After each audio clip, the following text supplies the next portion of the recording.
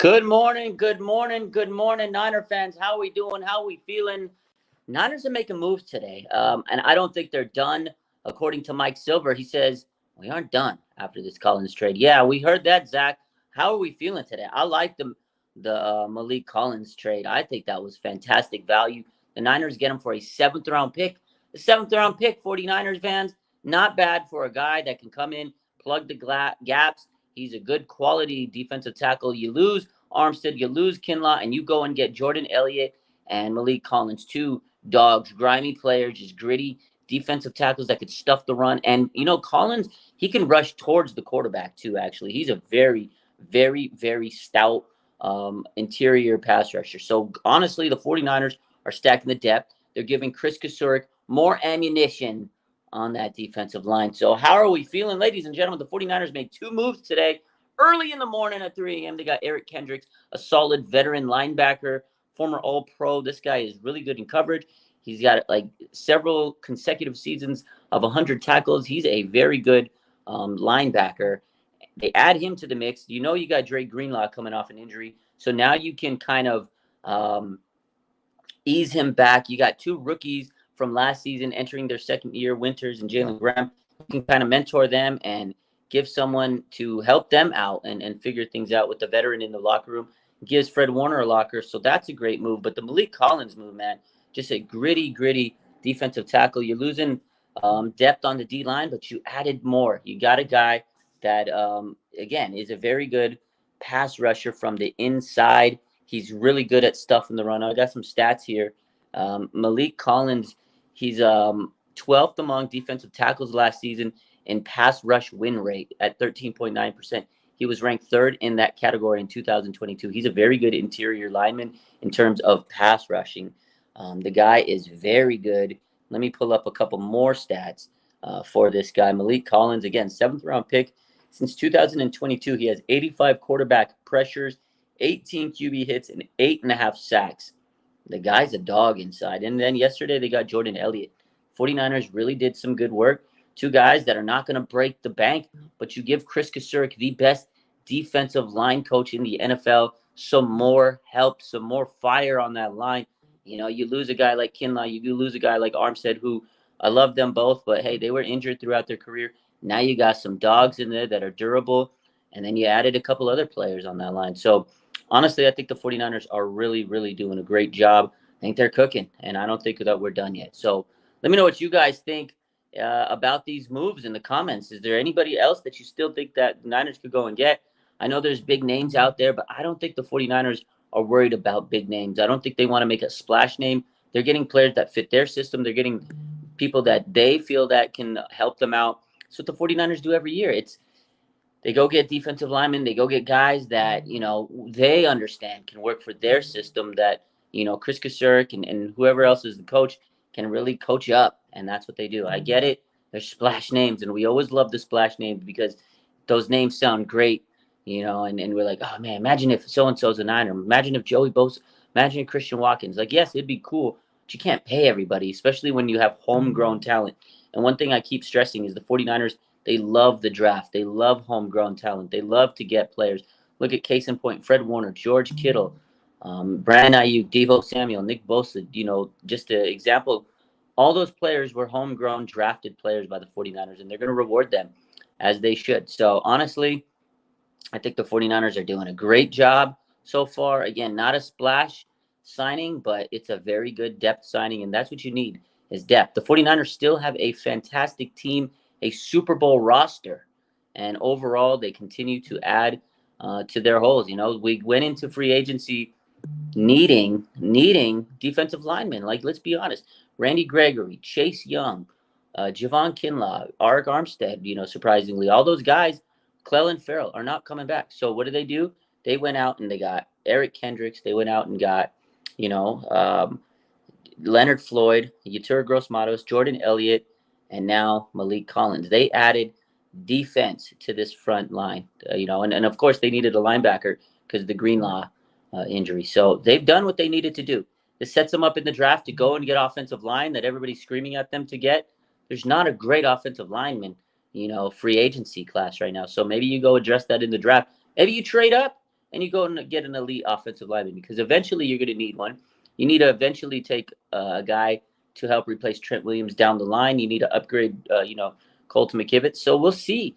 Colton McKivitz could be a solid swing tackle. We know he does. We don't want him to start, but now you got Colton and you have the option. Maybe he'll be the swing tackle. So we'll see. But at the end of the day, 49ers are putting themselves in great position to maybe trade up in the draft or take the best player available. And the 49ers know that there's a bevy of offensive linemen in this draft class that are really good. And they're setting themselves up to go into this draft and say, okay, we got the pick of all these offensive linemen. Let's go and grab a few of them. So I think the Niners are doing a good job. Maybe they go and get a cornerback, this week. So hold up. We got some details on a contract here from the 49ers. Brandon Allen, with a 1-year deal. So apparently Allen has a 1-year deal worth $1.51 million with $700,000 guaranteed, according to overthecap.com. So yeah, Brandon Allen, backup quarterback, 1-year deal, $1.51 million with $700,000 guaranteed. So not bad. Backup quarterback, set, sealed, delivered. Maybe they'll go draft a quarterback in the draft. But overall, again, back to the news at hand. Maliek Collins, 49ers traded a 7th-round pick to go get this guy. And again, a very, very solid player that D'Amico Ryans had to be available to the 49ers. Because, again, D'Amico Ryans has been cooking in the free agency, and he lended a hand to the 49ers. Again, Collins, he could come in and he can start right away. I love this guy. For a 7th-round pick, that is beautiful, beautiful, beautiful. The 49ers have done this a couple years ago. They went and got Jordan Willis, I believe, I think it was a 6th or 7th-round pick a couple years back. He was really good. He was a special teams guy who came in and made some big plays here and there. Menahu, I believe, was like a 6th-round pick, and he turned into a really good player for the 49ers. So, again, another value defensive lineman the 49ers are going to be able to utilize and just churn out into a pretty good player for them with Chris Kasurek. And, again, I think that they've made 2 additions in Jordan Elliott and Maliek Collins that are just fantastic signings. Low risk, very high reward. You're not breaking the bank to get them, and they're very durable. And that's what the Niners need. As great as we love, Arik Armstead, he missed a lot of games. And, even Javon Kinlaw. There's a lot of people that were mad that they didn't keep Kinlaw because, they need depth. But you got 2 guys that have been so much more durable than Kinlaw. So I think it's a dub. We'll think it was a dub. Julia says, would you trade up 10 to 12 spots in the first round for Mims, the offensive tackle for Georgia? I like the guy. Again, if you really think that offensive tackle is your biggest priority and you're the 49ers and you can go up and you're not really risking any of your major stars to trade up that pick, yeah.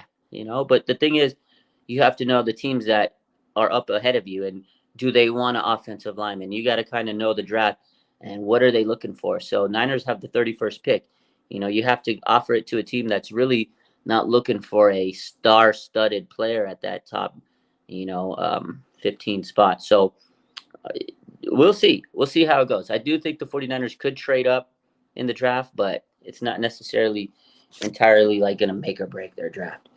But overall, I think the Niners, again, are setting themselves in great position. I love the 2 signings today. I love the Eric Kendricks move. I want to talk about that a little bit more. Erik Kendricks, guy, is a great player in this league. Again, a veteran who's been an all-pro. He's done it. He's done big things in the league, formerly with the Vikings. He was on the Chargers last year. He was a team captain, 2nd on the team in total tackles. And this man can come in and just be a great mentor for the younger linebackers that the 49ers have. So overall, I think the Niners really hit gold with Erik Kendricks, man. That was a fantastic signing. I think that was an underrated signing. Very, very good veteran for the clubhouse. I like it. And again, you can ease in the youngsters. You can ease back Dre Greenlaw, less pressure on his shoulders. So you don't want to burden Dre Greenlaw having to come back from that injury that he had, the Achilles tear. You want to make sure he's able to understand that, hey, I don't have to force myself and hurt myself coming back for this team. You want to make sure that, hey, you know what, Greenlaw, maybe you can miss a game or 2 or 3 or whatever the case is. Take your time. We got a dog, Erik Kendricks. We got Fred Warner. We got the 2 youngsters that we drafted last year, and now you can let go of Demetrius Flanagan-Fowles and Oren Burks. You're okay with letting them go. Like, they were really good in special teams, but now you can trade and mold Winters and Jalen Graham. I absolutely love the Erik Kendricks pick. I think that was a fantastic signing, a very, very underrated player. Again, 100 tackles like over the last couple of years. Just fantastic player. And I think last year he had no touchdowns against them in coverage. He was a gem, a damn star player for the Chargers. And you know what? He has some familiarity with Brandon Staley, the 49ers assistant head coach. So, familiarity with Brandon, he's going to help this team a lot. He's going to know the defensive concepts. And same with Leonard Floyd, who they got a couple of days ago. Those 2 guys have had experience with Brandon Staley. Now they're going to understand the 49ers defensive system. Jordan Elliott has played in the wide 9. He understands the 49ers defensive system. Niners are making smart moves, I think. Again, they're not splashy. They're not guys that you're like, oh my God. Oh my God, it's not the name game. 49ers don't play the name game. They play the game of making sure they get players that are good for their system. Bottom line, they are very good pickups, I think. AB says these are good pickups. I agree with you. I agree. I think they're very, very good pickups, in my humble opinion. But we'll see. We'll see how they pan out. Maybe they'll all be busts, and then everybody that's mad can be happy. I don't know. I think they're good moves, though. My man AB says, I still think they get Joey Bosa, that is, if and when they release him. I mean, you never know. Maybe. There's been a lot of people that have been rumoring Joey Bosa to the Niners and Khalil Mack. We'll see how it goes. Again, is he going to take that big of a pay cut? I don't know, to play, with the Niners. I mean, maybe to play with his bro. But the 49ers have done a lot of moves so far on the defensive side of the ball. So it's possible that they still want to get more defensive linemen. And if they do, it's like, holy crap, this is why they feel maybe they lost the Super Bowl. And let's talk about that. The 49ers are going all in on defense right now in free agency. Obviously, they lost a lot of defensive players in free agency. Clellan Farrell, again, everybody else that we mentioned, Kinlaw, Armstead, et cetera, et cetera. So they know they got to replace those guys with durable people that could come in and pick up their system. But also, you got to remember, they fired Steve Wilkes, and now they're like, maybe these guys aren't the guys that we thought that needed to be on this defense. So there's that. So, hey, 49ers are getting the players they feel can help them out and maybe get back to the top of the mountain. And, again, they do this every year. They go out there, they get new defensive linemen, they retool. Chris Kasurk makes them look like stars. They go get paid, and then, boom, they get the new set of defensive linemen. Chris Kasurk makes them look like stars. They go get paid, and then, boom, they come back with a new set of defensive linemen, et cetera, et cetera, et cetera. And that's what they do every year. And it's the tried and true 49ers way, and it's been getting them very far. Like, look at the years. Over the years, they've had Arden Key, Charles Amenhu, Samson Ebicam, Jordan Willis, last year, Clellan Farrell, et cetera, et cetera. They go and get these guys. They churn them out. They go get paid. And then next year, they go get another one. So this year, Jordan Elliott, Maliek Collins, and Leonard Floyd. And then Yetur Gross-Matos. And then you go get the linebacker, Erik Kendricks. So I love it. Raymond says the interior D-line improvement. Lynch is cooking. He really has improved this D-line. Raymond says the interior. Oh, wait, no. That's the same comment. Zach says, what else is Mike Silver saying? Mike Silver says, stay tuned. It's not done. He says there's more to come. He's been nailing. Mike Silver has nailed this free agency, honestly. He's kind of been pretty step for step on par with what the 49ers do. So I'm looking at him. Every time he tweets, I'm like, Mike Silver knows what he's talking. Mike Silver knows what he's talking about today, baby. So yeah, he's been really hitting it hard. He did say the other day, don't be surprised. He did mention Bosa, Mack. Those guys are in the mix. Some cornerback help. So we'll see. We'll see what happens. I still think there's a lot left to do for the 49ers, and I think they're going to make some moves. But overall, I really am happy with the 49ers moves so far. So again, to recap, we're going to recap this real quick as we end this live. Again, 49ers, they went and traded a 7th round pick for defensive tackle Maliek Collins to the Houston Texans. a very solid run stuffing defensive tackle that can actually pass rush from the inside. Again, he's one of the better interior linemen in terms of pass rushing. A very underrated signing. Yesterday, they went and signed Jordan Elliott to a 2-year deal. Earlier this morning, at the wee hours of 3 a.m.